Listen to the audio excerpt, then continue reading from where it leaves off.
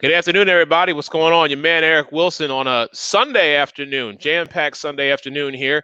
Got a lot to talk about, but as always, welcome to the Sports Arena. And as I do to start my show each and every time, we need justice for Breonna Taylor. We need justice for Elijah McClain. And we need justice for Vanessa Gillian. All right, let's get down to business. So yesterday, as we know, the NBA is scrimmaging right now before they actually start the season to kick off the season. The WNBA has started their season off. I'm excited for this afternoon's matchup between the Chicago Sky and the Las Vegas Aces, rematch of last year's postseason. MLB has started as well. But today I want to focus on the matchup yesterday, like I said, between the Los Angeles Lakers and the Orlando Magic. And I have joining me today a gentleman who does his own podcast, Lakers Fast Break, by the name of Mr. Gerald. Gerald, thank you for joining me here on the Sports Arena, sir. Welcome to the show. Pleasure to be on. Thank you so much for having me on the show. I appreciate it. And I guess I have to start the conversation today by saying congratulations on your scrimmage win yesterday against the Orlando Magic. However, it did come with a little bit of concern, I think, on both sides, both on the Lakers side and also on the Magic side. So let's first talk about just what you saw yesterday and get your initial reaction to the game yesterday. Well, it's also, people have to put in perspective, it's the scrimmage, and the starters did play a limited amount of minutes. Anthony Davis did leave early after getting 9 points and 10 rebounds with the poked eye, which was of concern for a little while, but by halftime, he was already joking with teammates, and they just held him out for the rest of the game. LeBron only played 25 minutes, but you're right. There are things that they need to work on, both teams, both the Lakers and the Magic, but you don't want to put too much stock into it because, again, the key players only played so much amount of time. You're right. And along with the Magic, we did see Wes Iwundu. He is now in concussion protocol. I did actually speak to Coach Clifford before we jumped on here today on the Sports Arena. And, he had a initial, it could have been a lot worse than what it actually was. Yeah. The protocol process is still the same, even though they are within the bubble. So they are going to address the issues with Wes Iwundu and don't have a timetable yet of when his return is going to be. However, it is, not without the thankfulness, if you will, that the team is very happy that he still will be able to play. It's just he has to go through the protocol. So let me ask you, because watching this game, as I'm sure you did, in the second quarter, it looked as though the Lakers were handily taking control of the Magic. But at the start of the second half and then the third quarter, the Magic just came out guns blazing and were able to outshoot the Los Angeles Lakers, 40-29. What did you see specifically in that third quarter, Gerald? Same thing that I did in the third quarter of the Mavericks game that they had, their scrimmage there, is that basically they turned off, just like a lot of teams do. They get complacent, they relax on defense, and that was the issues right there. I saw the rotation stopped, that they were very aggressive on defense in the first half, and you started to see that regression. True, there were not as many players that are going to play primetime basketball in the game for the Lakers. As far as they had a lot of younger players, they had a lot of back rotational players in the game, but still that doesn't make up for the fact that you got to go ahead and continuously focus on defense. And that seems to where the concentration falls the most, is on the defensive side. And I've seen it now in not one, but both of their scrimmage games. Yeah. And, when I'm looking at this game, it reminded me of when they played the Lakers here in Florida, in Orlando, back in December. The first quarter, the Magic just didn't seem to get their feet out from underneath them. But then as the game progressed, they actually got better. And it was just a question of, if you took away those first 12 minutes, the Magic were a formidable opponent to the Los Angeles Lakers. But not having Booch at the time kind of hurt them. When I look at this game yesterday, I am just of the mindset of, defensively, transition ball just didn't seem to be there. Again, it's the rebounding, something that I have been preaching to the Orlando Magic since the beginning of this season. Rebounding. I think if they win the offensive rebound war, they are going to win these matches. Markel still not really being out there with the team, I think is going to be a key factor when he does get on. I still say that when Jonathan Isaac is back out there fully healthy and playing at a level where he is that starter to complement Aaron Gordon and Nikolai Vucevic, they are going to surprise a lot of teams. But I take nothing away from guys on your team. J.R. Smith, he looked well for a guy who hadn't played in a while. Kentavious Caldwell-Pope looked very well. I mean, listen, LeBron's going to be LeBron.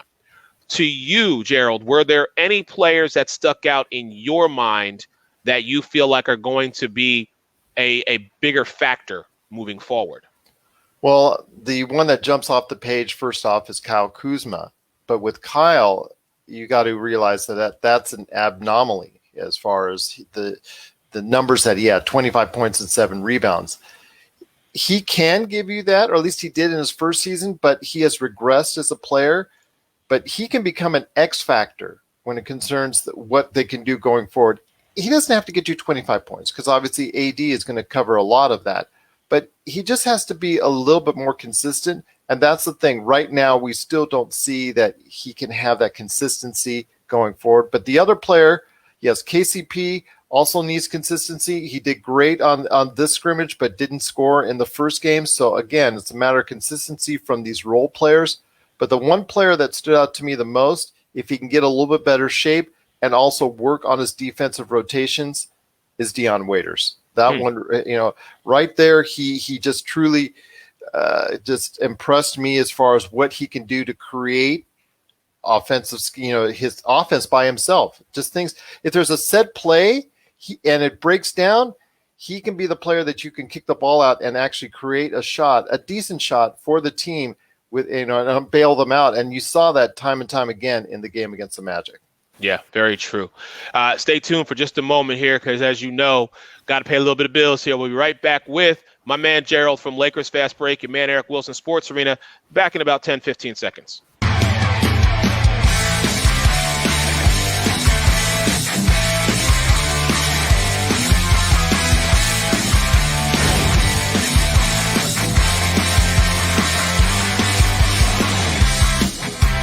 Hold up! Thank you.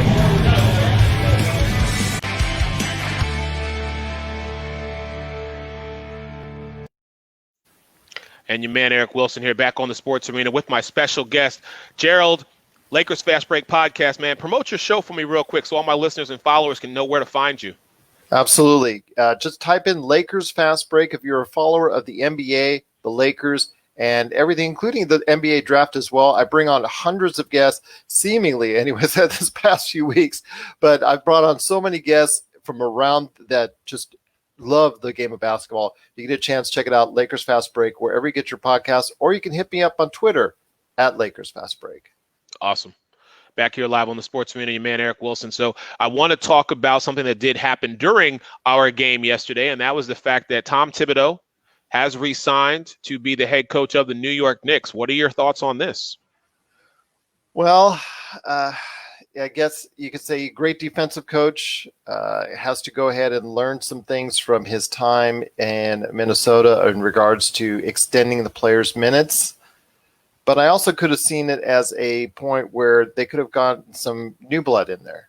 There were some younger candidates, some fresher candidates that could have provided a different outlook for the team, which the team could actually use going forward because they've got such a young team, and maybe a young presence could go ahead and provide a different voice that might help the team going forward. But he's given 5 years. We'll see what happens. You know, in New York as well as I do, that you might not want to count on those 5 years. But, hey, you know what? At least you got a chance right there to go ahead and start forward. But it's a good pick. But then again, it gets to what you and I have seen over the many years in the NBA. It's just the consistent reliance on the retreads over and over again. But there's so many candidates out there of different backgrounds in the NBA that you could go ahead and, give one of them a chance, because they could. I think there's a lot of fresh young minds that can go ahead and really help a team win and get them to the next level.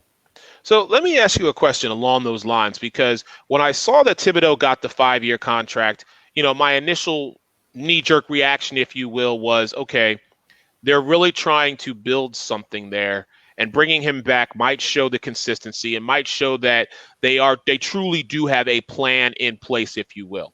But I want to ask you, because I was on a show last night, and a big shout out to my man Gerald Heslip, who we actually spoke with earlier on one of his shows. And we talked about guys like Mark Jackson not getting another shot to be a head coach in the league. And my biggest thing was, here's my answer to the New York Knicks. You want to get the New York Knicks to be back to where we know them to be and where we enjoy watching them and having that hardcore style basketball. Give Patrick Ewing a shot. Give my man a head coaching job in the Knicks. Let him do what he does. I mean, we've seen him be an assistant coach in different places, particularly here down in Orlando. I know he's running things in Georgetown right now. That's his alma mater. But I'm just like, if you ever wanted to really kind of be revered again as a team that might actually be a contender, why don't you bring somebody in who's been on the court, been in that locker room, knows and understands not only the media side of things, but understands the players. I get the new blood, and sometimes it is nice to have that new, fresh blood, but I'm still of the mindset, man, give my man Ewing a chance, man. That's what I'm saying. Patrick Ewing has been such a gift to the basketball world with his many years of greatness, his Hall of Fame career. And you're right, he has humbled himself by going ahead and becoming an assistant coach at Charlotte, at Orlando, like you said, finally getting a head coaching gig in Georgetown, doing a good job there right now, and taking a university and a program that was in mediocrity at best, you could say, after such great heights when he was playing, and he's getting them on a path forward. Now it all depends. You should just at least give him a chance. Give a chance for New York Knicks fans to be excited. Yes. And you're right. That could have been a great way to do it. With Mark Jackson, I want to ask you this. This is me a question. And I apologize for asking questions on your show. No, that's fine. That's fine. Please. Jeff Van Gundy and Mark Jackson. They're the talking voices for ABC on their programs, on their beats. We've seen a lot of times where color commentators like Steve Kerr, when he was on for TNT, whatnot, work in their favor as far as getting other gigs. And obviously you saw where it went for Steve Kerr and some others. Right. Do you think it works the opposite for Jeff and Mark because they're so out in front on the ABC and ESPN broadcasts that are out there? That's an excellent question. And I really feel like it is one of those, I'm not going to go the money aspect just yet, because my first initial thought was maybe it's just the contract is too good. They have the ability to be out there, provide that color commentary, be the analyst that fans and that people listening want to be, a la very much like what Tony Romo was doing in the NFL.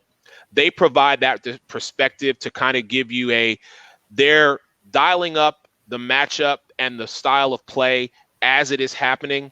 They're also giving you in this situation, here is what we would do to be successful, to get that bucket, So I feel it's kind of a double-edged sword, because they are very good at what they do. They are also two very outspoken individuals who never have a problem speaking their mind on a particular situation, be it basketball, be it outside of the basketball world.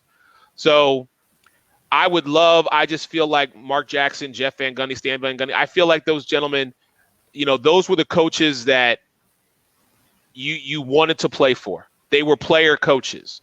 And I don't feel like nowadays we see a lot of that. No disrespect to any of the coaches that are out there, but that loud, I guess that somewhat sometimes boisterous, that confidence, borderline arrogant kind of style has kind of gone away from the game in terms of coaches and how they react and respond on any given night.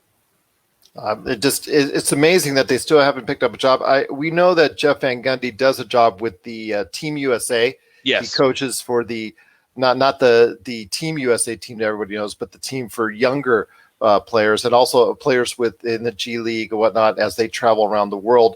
But he hasn't gotten that head coaching gig in some time. And with Mark Jackson, you know how he left in Golden State and what they did. But it's not like he did a lousy job. I mean, he was a 50-win coach when he was there. It was. And I think there are still a lot of people out there who say that he is and deserves a lot of respect and recognition for creating what ultimately was and still is. I mean, I know they're not in the playoffs this year, but creating that Golden State mentality that is out there now under Steve Kerr. So, yeah. Gerald, thank you so much for joining me here on this day. I know you've got a full day slated of stuff going on, but I appreciate you taking time to come on the Sports Arena, man. Love to have you back, and definitely want to make sure we follow you. Lakers Fast Break Podcast, anywhere you get your Laker news, hit this man up on Twitter. Very approachable. Love talking to you, man. Excited to have you, and just be safe out there. And best of luck to your Lakers. I hope Orlando shocks a lot of people, and maybe we can have that rematch from 2009 in the finals. Absolutely. There's a lot of great things that Orlando fans can expect from the Magic. They've got a lot of great young talent. Like you said, Jonathan Isaac is going to be a budding superstar, in my opinion. Just has to stay healthy. Got a lot of great things to look forward to in Orlando, and I do wish you and them the best of luck. And everybody out there, please stay safe. Yes. All right. Thank you so much. Ladies and gentlemen, that's going to do it for your man, Eric Wilson, here on the Sports Arena. Like I said, jam-packed day. Just watching some WNBA right now. Connecticut's up over Minnesota right now, 43-34. Like I said, I'm excited for what's coming up here with the Chicago Sky versus the Las Vegas Aces.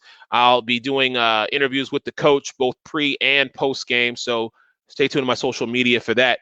Happy Sunday, everybody. Everybody be safe, be kind, wash your hands, wear a mask, please, and talk to you later. See ya.